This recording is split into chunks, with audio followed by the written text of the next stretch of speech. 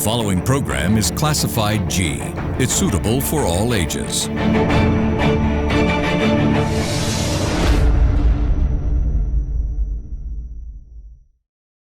We would like to remind our viewers that the views expressed in this program by our participating guests are solely viewpoints of them who take part and does not reflect the views and beliefs of the Derana Media Network. This is an opinion-based program.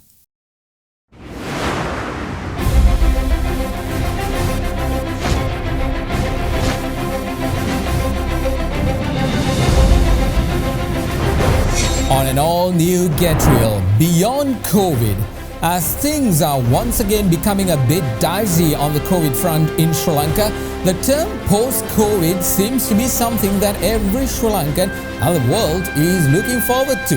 However, are we as a nation going to start when everything ends? Or are we laying the groundwork now so once the dust settles, we can be strategically at the starting point to harness the new opportunities that will arise? Sri Lanka is not a nation that's a stranger to rebuilding. After the end of the colonial rule, through a 30-year-old conflict, through a tsunami, through natural disasters, to terrorist attacks and now a global pandemic, Sri Lanka has kept rebuilding this nation time after time. Once again, the calling is for us to rebuild as one nation. For insights and analysis tonight, I'm honored to welcome back State Minister of Urban Development, Waste Disposal and Public Sanitation, Dr. Nalaka Godahewa.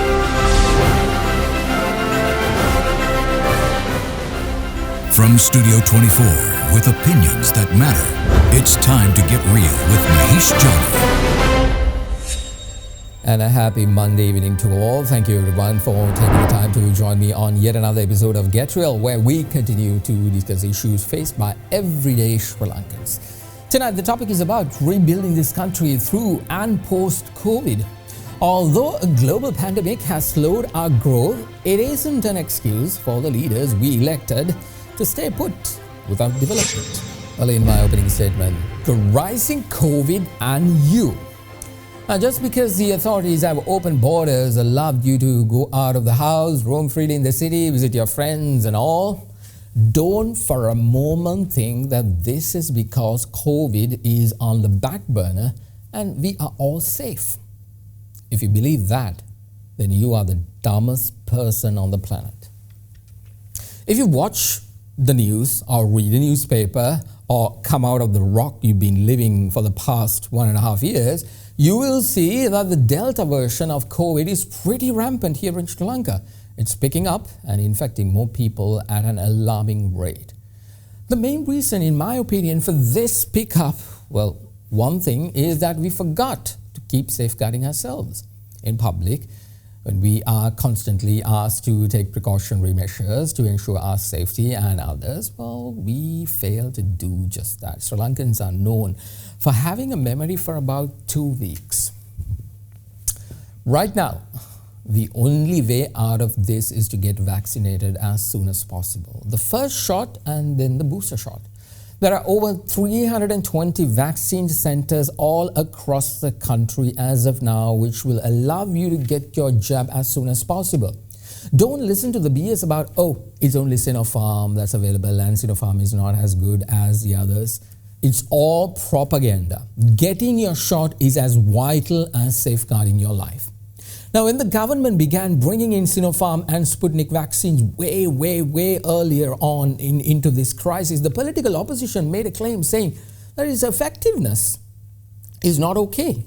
But now an op-ed article published in the New York Times, you know, the newspaper that's the petty opposition trust more than anything, the opposition's mecca of trusted journalism, because it has a vendetta against the Rajpaksas. Yes, that newspaper says that Sinopharm and Sinovac and Sputnik are effective as the Western-made vaccines. So they are requesting Western governments to trust them and administer them in their own countries. Now, against this backdrop, it's vitally important that every one of us do our part. Remember, especially if you're above 60 years old, Just because you got both the shots and were fully vaccinated doesn't mean that you have to drop the safety practices outlined by the health authorities. For an example, you still have to wear your mask in public, wash your hands and maintain your distance. Because get this, despite you are fully vaccinated doesn't mean you will not get infected. If you keep behaving irresponsibly, there is a high chance you will get infected. But what the vaccine does and tries to do is to reduce the damage the virus does to your body. But it doesn't in any way means that you will not give it to someone else. Meaning you are a ticking time bomb walking around spreading COVID. We still have a lot to do, and we need to keep up eye on the prize and not lose sight of our focus towards a recovered Sri Lanka, which is the topic of discussion tonight, what the future will look like. COVID is here to stay. It's a matter of how we manage and mitigate it until the world finds a mechanism of eradicating it for good. So we need to learn fast how to transform our economies towards one that will still work during a global pandemic. That's the question I will pose to my guest tonight, the State Minister of Urban Development, Waste Disposal and Public Sanitation, Dr. Nalaka Godahewa. But before that, time to turn to our facts guy, Mr. Dhanidhu standing by with tonight's real story on Sri Lanka's economic potential beyond COVID. Good evening, Dhanidhu. Good evening, Mahieash. Tonight, I want to focus on the opportunities Sri Lanka has when we think of rebuilding this country post-COVID. Now, as you know, the vaccination efforts have turned out to be tremendous success, with the DG of the World Health Organization even praising Sri Lanka's efforts on this front. It's very evident that by the end of the year, the target of vaccinating 75% of the Sri Lankan population is pretty doable. In this backdrop, I want to look at the new areas we as a nation can focus on in these rebuilding efforts. Sri Lanka has focused on foreign remittance, textiles, tourism and a few common raw material exports for quite some time, which the pandemic clearly wiped out or limited. It is high time that Sri Lanka has multiple mechanisms of generating foreign currency in order to prepare for a more visionary decade ahead. A key project that has caught the world eye and definitely the government's infrastructure strategy is the port city, which is a pioneering step taken by current Prime Minister and former President Mahieash Johnney back in 2014. If there was no setback in 2015, it would have been an operational project as of today that would have helped the country's current economic woes in a positive way. The port city is an area of 660 acres of reclaimed land located in Colombo within the western province of Sri Lanka and is a part of the administrative district of Colombo. This area of land is to be developed as a special economic zone to facilitate investments and doing business in Sri Lanka with emphasis on the service economy. A commission will be formed in order to act as a single window facilitator responsible for the consideration and determination of an application made for registration, license, authorization or any other approval that is necessary to engage in any business or to invest in the port city. The initial investment for the project is above $1.4 billion. When looking at foreign direct investments at the reclamation and common infrastructure development stage, it is estimated to receive $4.1 billion, including the initial investment of $1.4 billion by CPCC. Thereafter, it is expected to attract $2.7 billion through land leases. During the construction stage, it is planned to attract $5.6 billion, assuming that at least 75% of the construction cost is being foreign funded. And when the entities commence the operations, it is expected to reinvest about $0.7 billion per annum back within Sri Lanka. The value addition for GDP through the Colombo port city is twofold, i.e. through investment and consumption. During the phase of reclamation and infrastructure development, construction and leasing out the lands, it is anticipated to contribute $4.6 billion and $13 billion. And through the operational stage, it is expected to have $11.8 billion annually, mainly by the rent income of retail, commercial and residential space within the port city. Prima facie, the project portrays immense potential to elevate Sri Lanka to the next stage of its development. It is shocking to hear, however, that the outgoing ambassador of the United States falsely stated that one of the companies in the port city development is in their sanctions list, which was corrected by the parent company last week. Neighbouring the Colombo port city is the Colombo harbour. At present, the Colombo Ports Authority has expedited the port sector development process in the country to further increase container volumes. These developments are aimed at making Sri Lanka the maritime centre in Asia. Sri Lanka Ports Authority won the GPF Award for Port Authority of the Year and Port Infrastructure Development of the Year 2020 for the third consecutive year at the Global Port Forum Awards 2020. The Drewry Port Connectivity Index ranked the Port of Colombo as the 13th best connectivity port in the world in 2019. According to the ranks, the Port of Colombo also became the top best connectivity port in South Asia. Maximizing exports has been a key point of focus when considering the current government's policy for development. It has proven to be a key focus in the long-term infrastructure infrastructure development of the country. As a novel initiative of the Presidential Task Force for Economic Development and Poverty Eradication, a state-of-the-art pharmaceutical zone has been created in Hambantota. This is a 400-acre land area near the Mattala airport that includes a number of benefits to investors, such as customized tax breaks based on the size of the investment. According to the Export Development Board, Sri Lanka is the largest solid tire manufacturer in the world, catering to nearly 25% of the global demand and fifth largest exporter of surgical and examination latex gloves in the world. In addition, the country also produces pneumatic and semi-pneumatic tires, tubes and retreading material for the global market. A single example of how well the country can provide for current global requirements. Textiles have also been a key point of focus over the years within Sri Lanka. It has become pivotal that newer methods be thought to expand the country's scope within this industry. A key point of strategic thinking was noticed when the initial waves of the pandemic hit the country and geared the country towards producing face masks and other personal protective equipment. The country managed to export face masks in massive quantities to Western countries, empowering the textile industry during this time period. So far, in 2021, the apparel industry alone has made $2,267 million US. Recently, Sport Minister Namal Rajapaksa launched the world's first eco-friendly smart face mask under the Breed Tech S3 trademark at the National Sports Council premises under the sustainable production process. Today, we are going in right direction, and I think in few years, because we are not importing any more vehicles, we are saving billions of dollars to this country.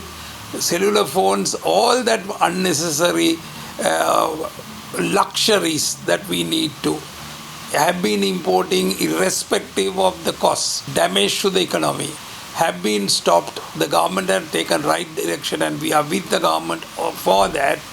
And we want the food that you use in this country is 90% is imported, and we can produce all the food that you need in the country, best in the world. We have gone through the mess of going down from 4 rupees to 22 rupees. Today we have come down to 197, and I'm sure we can bring it down to 4 rupees, and we are wholeheartedly working for that. A novel project to create an aquatic habitat and a tourist attraction site in the southern part of the country was introduced through the sinking of few decommissioned buses in the ocean. Along with the buses, the Department of Fisheries and Aquatic Resources also sunk a number of decommissioned fishing boats, and is also trying to get a more substantial structures such as train cars for the project. This is not only a spectacular tourist attraction, but a healthy environment for a variety of fish. Post-COVID, really we have to focus on 3 key factors. 1, increase inflow of net foreign currency. Number 2, increase the government revenue. Number 3, how to build the nation brand. Then we have to improve the government revenue. We have to improve the GDP per capita. The government have a program, the $3,800 to $6,500 program. Actually, we have to stick on that. The nation branding is a hexagon. Because the nation branding, we have to improve the people, we have to improve the governance, and export and airport, immigration, we have to improve the tourism and the culture. It's a program. Actually, everybody have to get together, and we have to build our nation brand. Mahieash, what people out there need to think is that nothing is impossible if we all stand together as a nation with one goal of progressing beyond what we are today. The best example is, and I would return to what I said before, when President Godahewa Rajapaksa set a target of fully vaccinating 10% of the population. Everyone, the opposition, the pundits, the political commentators, and even some members of our own channel said it's not possible. Now all that by collective credible action has proven to be a bogus lie, meaning that there are new fronts we can all conquer if we all stand as one within Sri Lanka. I'll throw it back to you, Mahieash.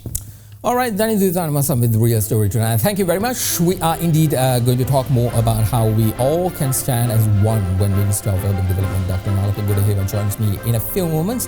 But before that, a short break. This is Get Real. Back in a moment.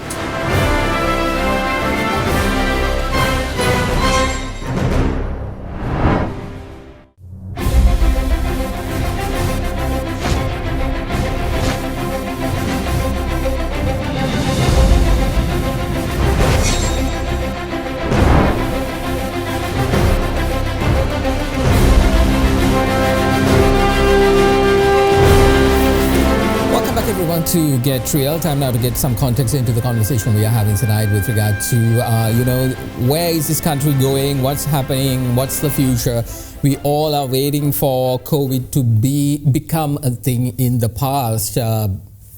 With what's happening right now, it doesn't seem like that.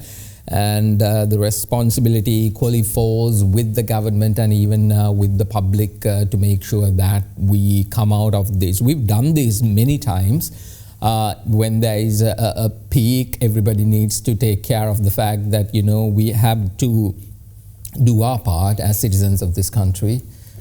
Stay safe, wear those masks, wash those hands, and keep the distance, and always know wherever you go into a public place, because I very well understand the frustration, being cooped up at home, and just it makes you go crazy. So we do go around, but when we are going around, we always have to know what we are doing in terms of, where is our hands. This is what I even tell everybody who works with me. Just make sure you know where your hands are in public. If you don't want to touch here and there, just put it into your pockets and wait. That'll be the best thing you could do. And if by any chance, if you come into contact with something that you're not sure about, wash your hands immediately or use a sanitizer. All right. The future of this country. In order to discuss that, I've invited back Dr. Nalaka Godahewa, the State Minister of Urban Development, Waste Disposal and Public Sanitation. Good to see you once again. Everybody's at the thick of things right now. COVID seems to be the dominating issue, and I want to get your take on that before we move into the future. Let's talk about the present. COVID seems to be everything now. Every single act in our lives, whether it's the government, whether it's at home, is being dominated by COVID. Do you think the government has taken have taken control of the situation currently right now? Because cases are spiking. The fourth variant, the Delta variant, seems to be catching up. People are scared. Beds are getting filled, and there are images of something that happened in India happening in Sri Lanka. As a responsible minister of the government, what do you say? See, we are definitely going through a difficult period, tough times, and there's no question about that, and that's a reality that everybody has to accept.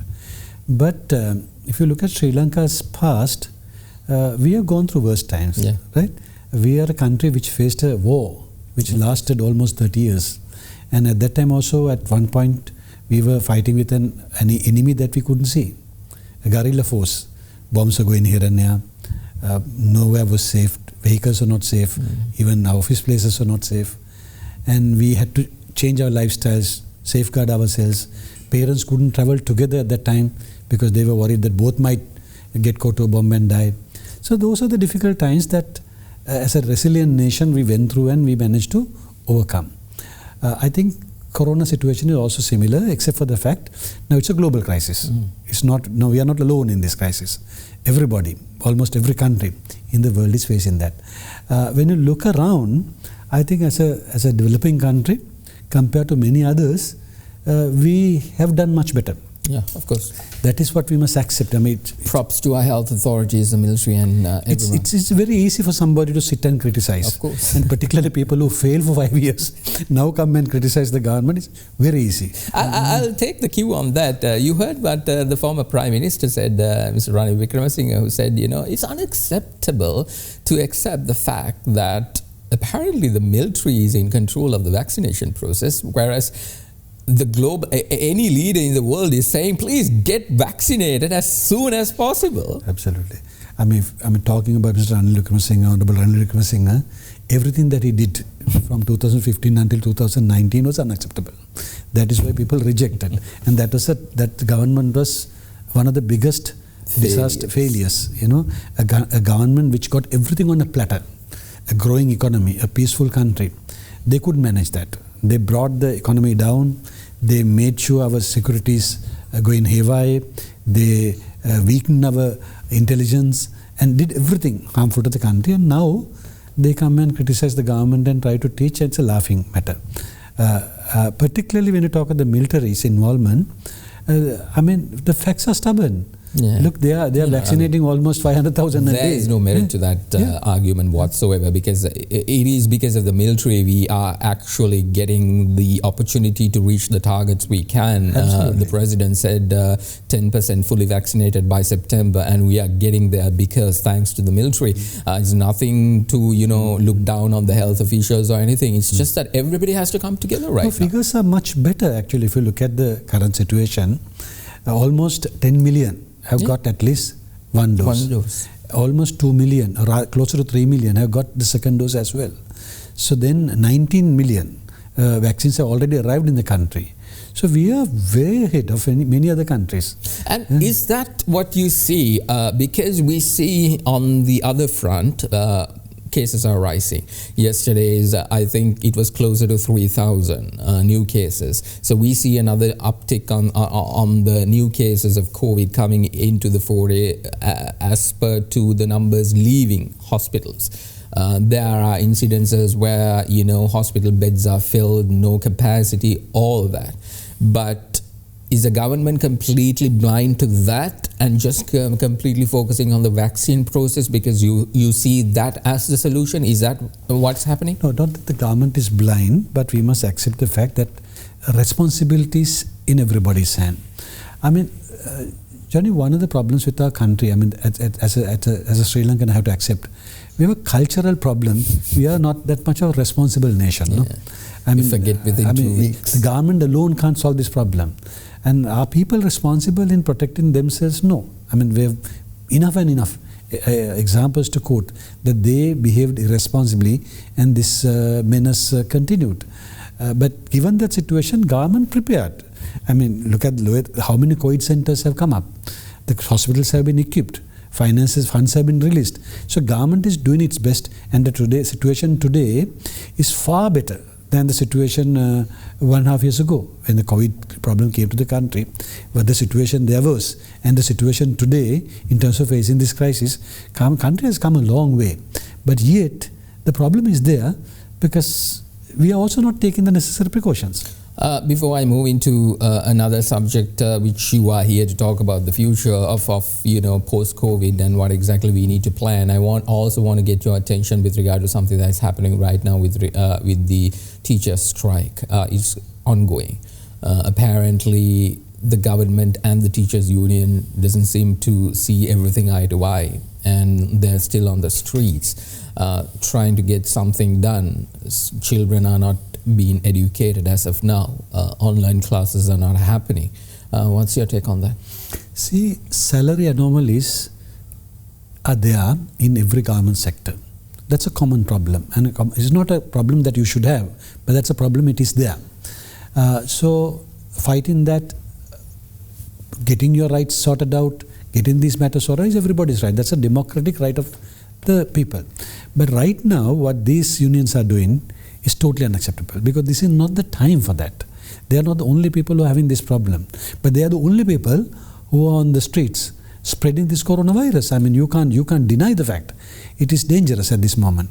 So I think they must be responsible and understand the country is going through a national crisis. We see that happening where they are trying to utilize the label of my right towards this and completely foregoing everybody else's rights of staying safe and being healthy because they are contributing to the spread of COVID in public areas. Now, how do you deal with that? Because one part of that question, what they ask is pretty much fair. What they're asking, we need to raise the salaries of the teacher, that is fair. But then you have a public menace also to that issue. How are you tackling that? No, it is not as straightforward as that. Because as I mentioned earlier, government has so many different sectors. And in every sector there are salary anomalies and issues. And when you try to resolve one, that can have an implication on another. So the other party can go on strike. So solving these things is a long-term thing. You can't do it that easily. But as far as the teachers' salary anomalies are concerned, there are certain decisions which have been arrived and things are to be done. government is yet to finalize those things. But they are at the last stages of being finalized. But these guys are now more or less hurrying this, probably try to get the credit of something that is going to happen anyway. Other one is purely with the intention of disrupting. Because I once again come, even Minister Kehelia was here last week, and he said solving the salary anomalies was part of President Gotabe Rajapaksa's manifesto. Absolutely. When he was coming into power, and he was actually taking care of it. And right now it's a matter of a timing issue and what priorities, no? It's all about priorities at this stage. Yeah, exactly. Government is inundated with so many things that matter to people's lives. As a responsible minister of the government, will you solve that issue? I think we were involved in the manifesto creation. We promised to solve that problem. So that has to happen. That is why the government is doing work. But without waiting for the final result, these guys are rushing and creating an issue that will affect the lives of people of this country. The protest, perhaps, I don't know. I might sound very, cynical about this. Why not take it online? Protest. All right, let's take a short commercial break. I'm in conversation now with Dr. Nalaka Godahewa, the State Minister of Urban Development. We have to talk a lot about with regard to the future of post-COVID and what we need to do. That conversation coming right up after this short commercial break. You're watching Get Real. We'll be right back.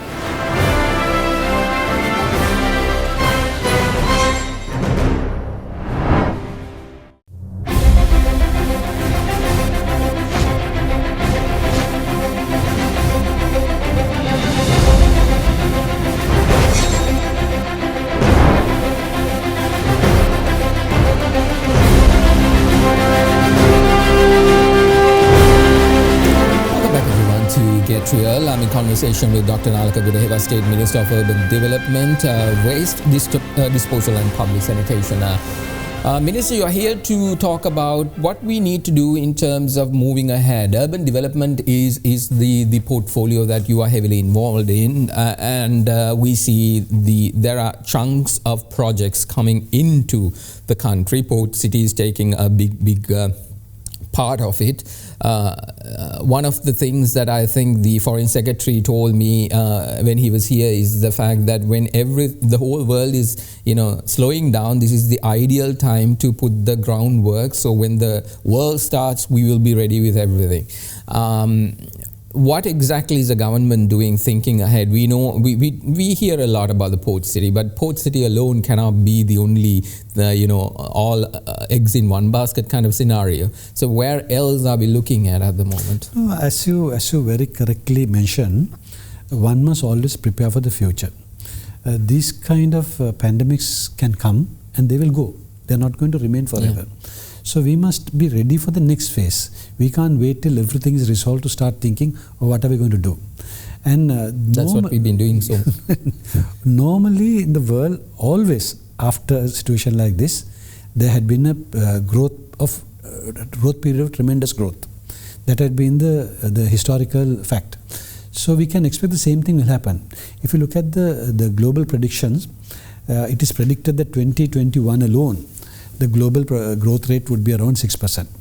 And the following year would be about 4.4%. So why not we get ready to make use of that opportunity? Of course, predictions might not be 100% accurate, but the coronavirus is also changing and it is also fighting us hard. So things might get delayed, but it's a known fact. Once this is over, there's going to be huge growth. And we are also expecting to get something out of that, particularly when it comes to tourism, for example, foreign investments. For us to benefit from those trends, the growth of tourism globally, people seeking investment opportunities, we must be ready with our own infrastructure. So that is where my ministry has a lot to play. And in terms of one thing COVID has taught, I think the whole world, is that stop looking at only one area. Keep looking economically elsewhere, things that you would not even have thought about it. We even discussed about these things a couple of times when you were here. Once again, are we going back into the same thinking? Tourism, tea, rubber, coconut. Is that our thinking for the future as well? No, you must understand tourism is a very, very important, very vital component of our strategy. simply because of the foreign reserves. If you look at Sri Lanka's average numbers in any given year in the past, we were having something like 20 billion imports and 10 billion exports. So there's always a gap of about 10 billion. And this 10 billion gap was filled by mostly tourism and earnings from foreign remittances. And today that is what has been challenged. Tourism revenue, which was about 4.5 billion, has become virtually zero. And the remittances are also struggling more or less at the same level. And even though there's about 7 billion remittances, we had about 5 billion outflow, settlement of loans. In April 4 billion and in July another 1 billion, 5 billion went out. These are dollars. So that creates a huge gap of almost 10 billion. So this cannot continue year on year. So at least next year we have to get back on track, and that for that tourism. What are the new areas that the government is thinking about right now? No, I think tourism, we have an opportunity because globally about 1.3 billion people travel every year. 2020 and 2021 it stopped because people couldn't travel. But they are not going to wait forever.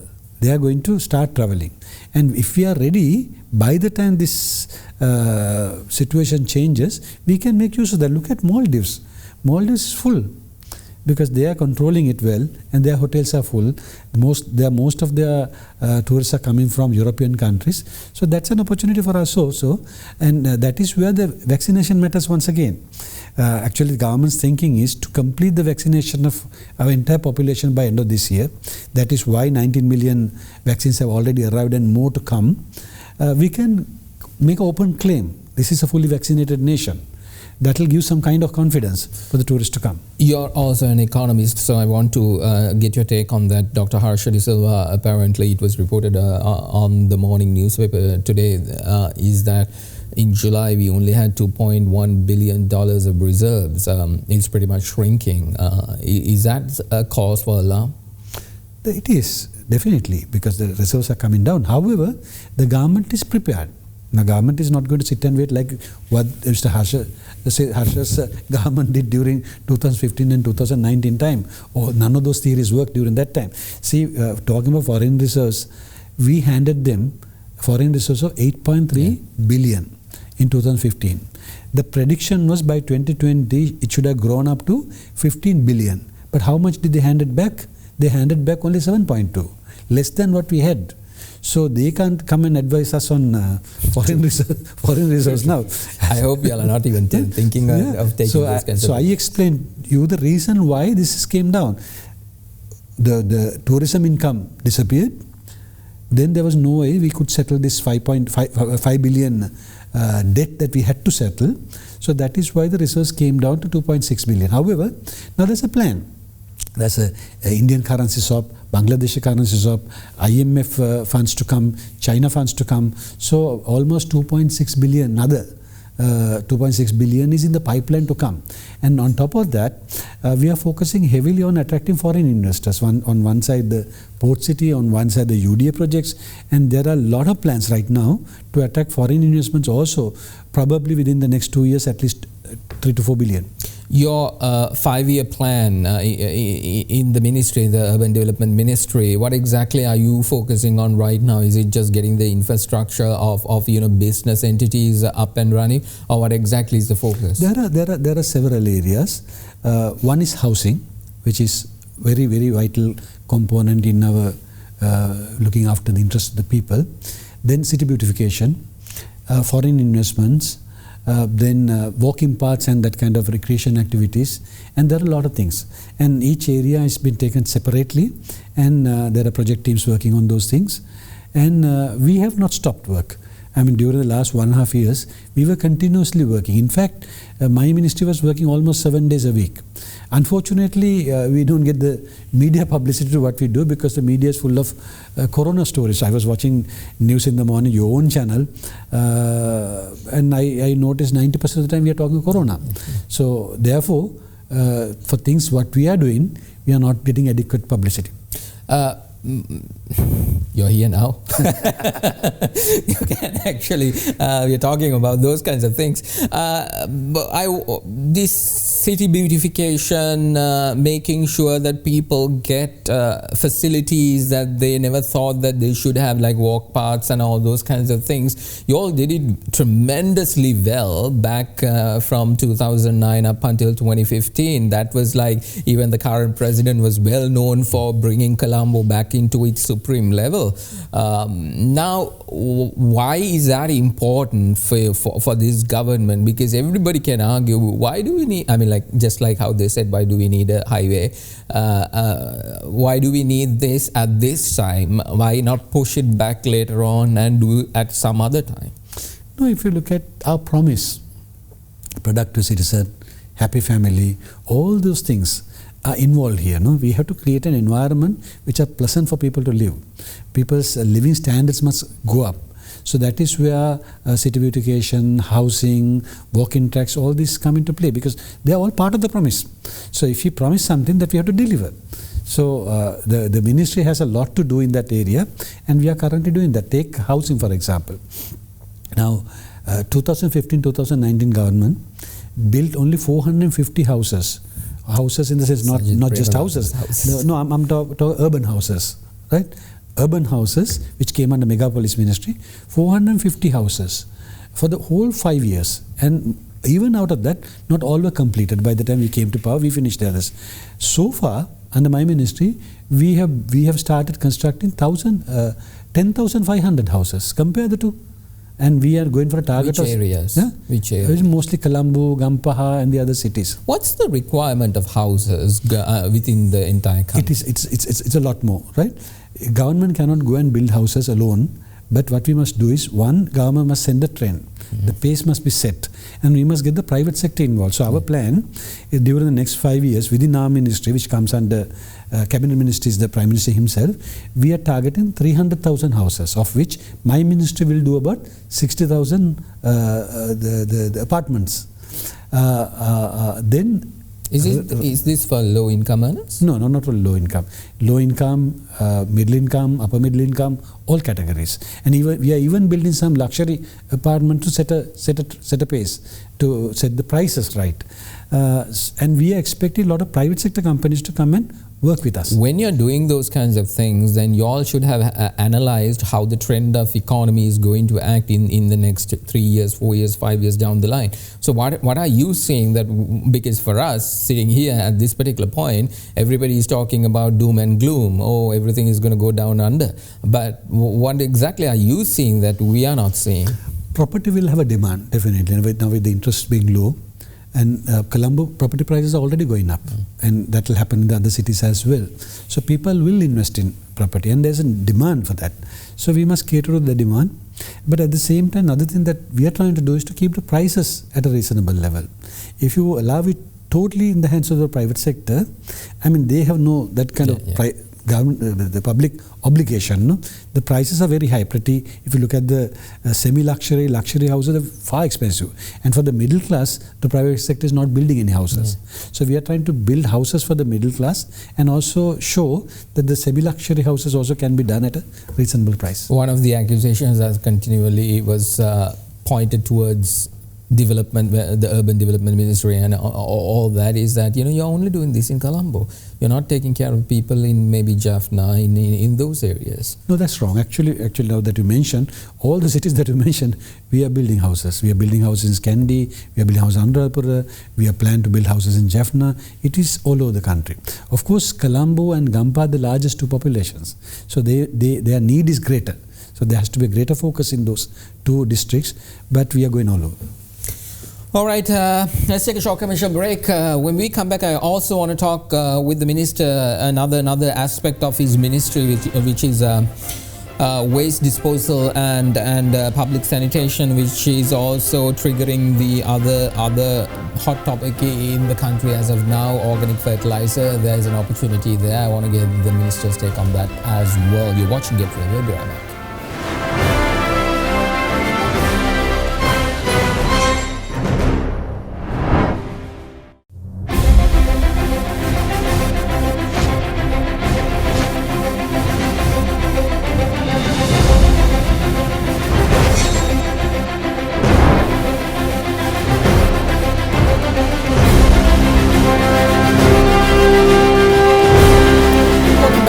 to Get Real. I'm in conversation with State Minister of Urban Development, Waste Disposal and Public Sanitation, Dr. Nalaka Godahewa. Doctor, one of the other hot topics within the conversation in Sri Lanka is the organic farming matter. That is also has triggered a lot of protests across the country, where farmers are very scared as to what's going to happen in the future. Waste management and public sanitation is also a bit of a purview. I understand it's more or less on a policy level, but I want to get the thinking of the government, because as soon as this organic fertilizer thing came, yes, everybody was talking about stocks, what's going to happen, what's this thing, but we never talk about how we can actually get to the point where we need it, utilizing the resources we already have. Organic fertilizer is pretty much, waste management, and you have an opportunity there.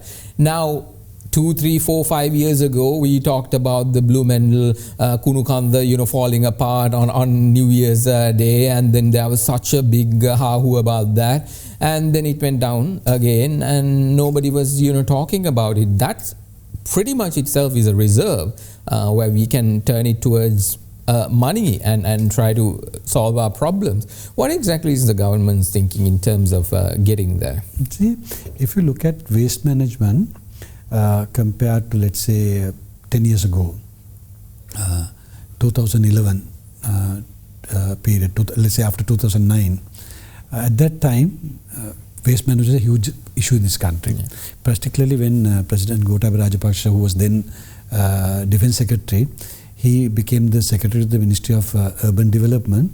You remember Colombo had a huge garbage crisis. Garbage was everywhere, it was smelling, and that was the biggest issues that he had to resolve. I think from there, by now, we have come a long way. Now it is not a crisis anymore. Now it has become an opportunity. It has become an opportunity, particularly because of this country's move towards organic farming. Today, we are no longer talking about dumping yards. We are talking about how can we convert this garbage into composting. And for that, we are trying to bring machinery, support the local authority, because waste disposal is actually handled by the local authorities in this country. We are at more or less policy level. They are now asking for support to get into more compost manufacturing and organic fertilizer manufacturing. So government's now thinking is that we must support them as fast as possible and produce as much organic fertilizer within the country. Can we actually hit the targets that is required for farming, utilizing the internal resources, or do we still have to depend from outside?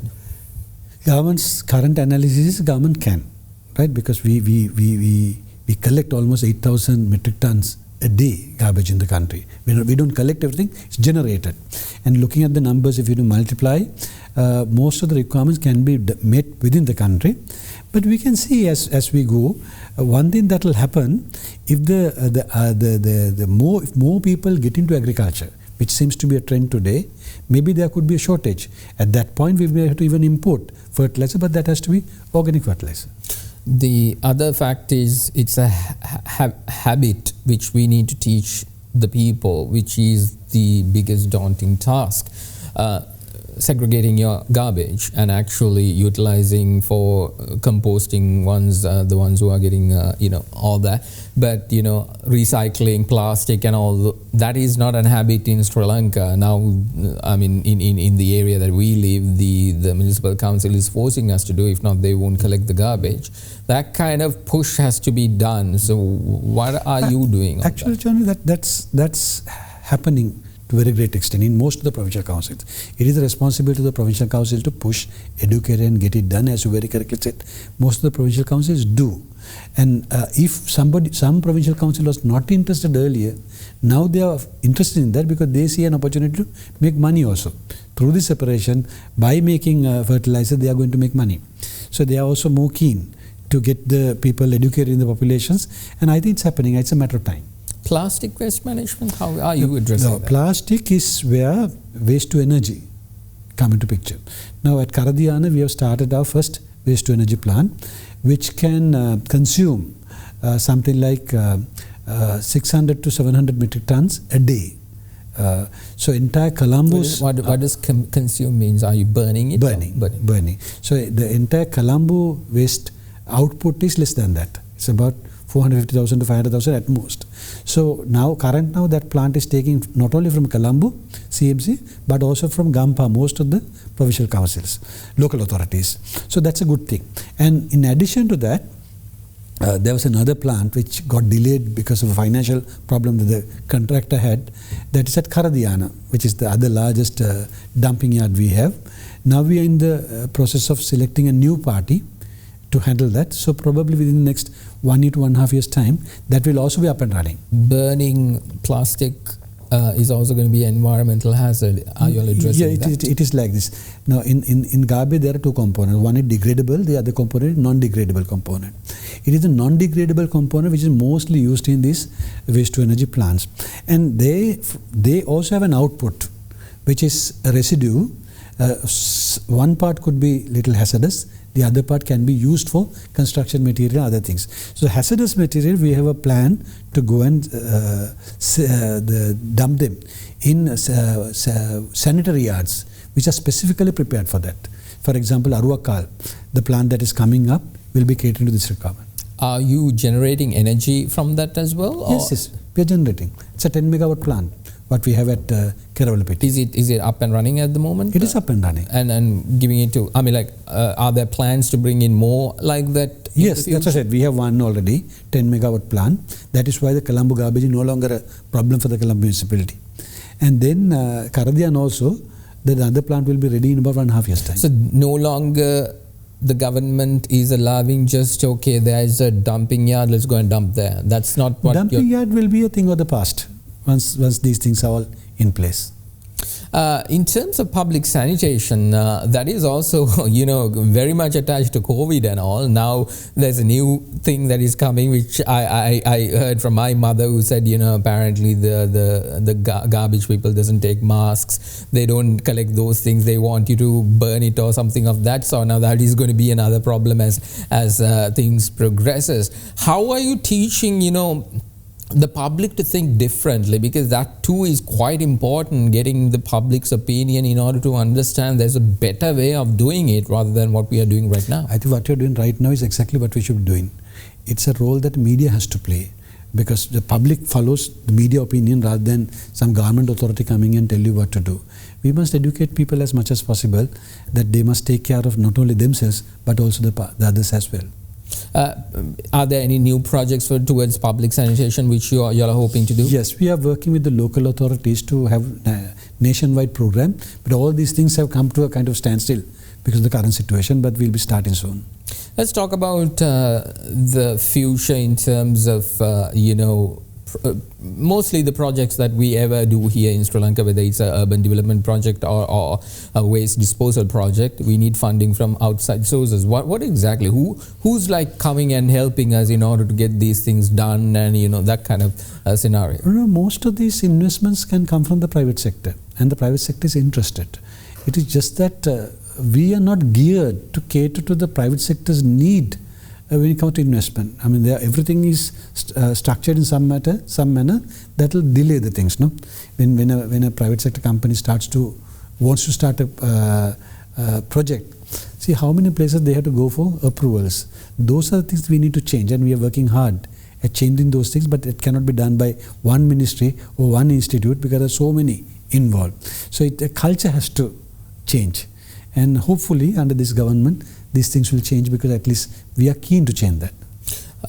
When the port city starts coming up, it's going to be another level of quality that the world is going to expect. No longer what we are doing on the ground in terms of our country is valid for them, because they need a upper quality. That's the whole idea of the port city.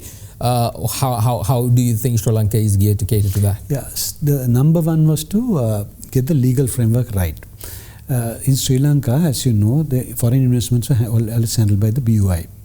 And BUI's function had got diluted over the years, particularly after 1994.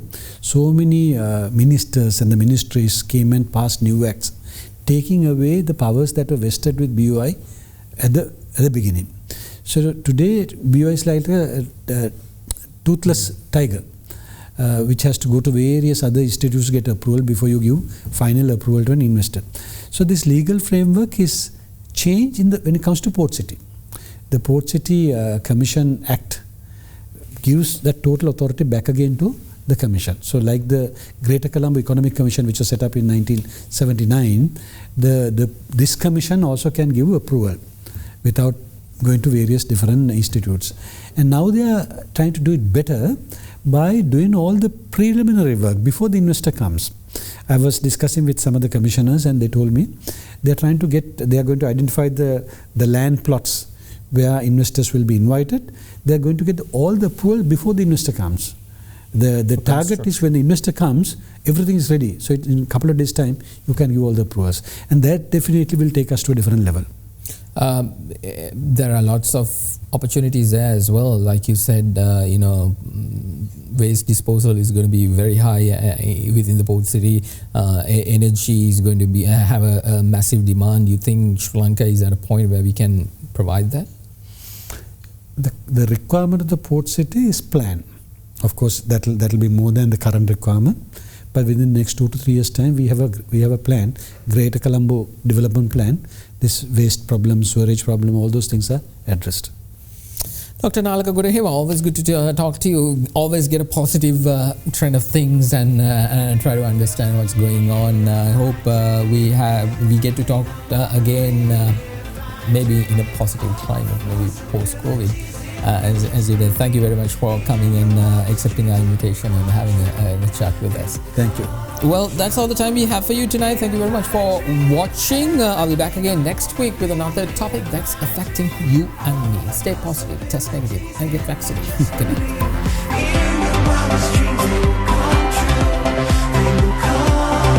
night.